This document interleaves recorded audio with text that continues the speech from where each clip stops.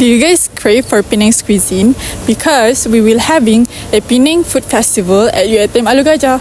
So you guys can join us at Dewan Taming Sari, and visitors can also come to cheer up the festival. And here you guys can find varieties of food such as Highlanderians. I wonder you guys must want to try nasi kandar. Tastes like real Penang's, right?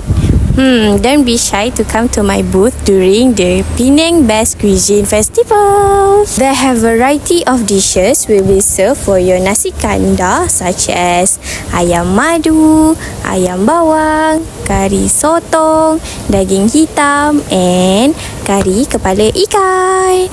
So don't forget to grab yours now.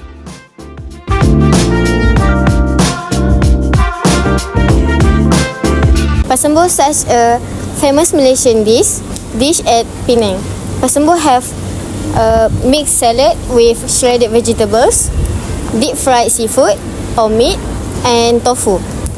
Pasembo serve a rich, sweet and spicy peanut sauce. Pasembo have a combination of textures and both flavors, making it must try for visitors to Penang.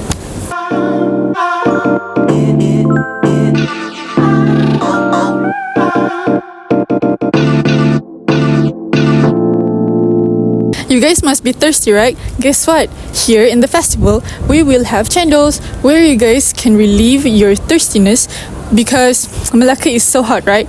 So because of that, we will have a regular cendol puli hitam, and also cendol durian. So you guys make sure to come to our booth.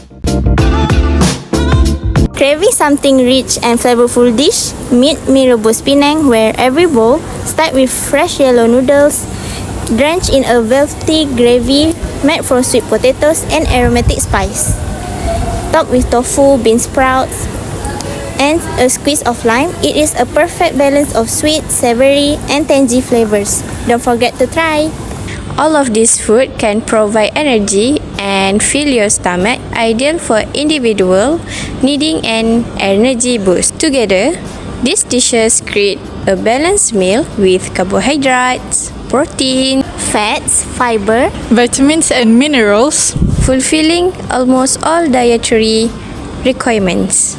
In addition, all of these foods offer variety of texture and flavors such as sweet, creamy, Savory. and spicy, appealing to various taste preference for those who come to our festival.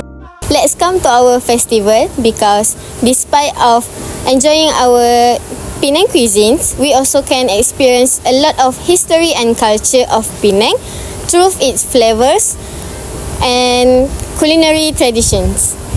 For any inquiries, do contact us below.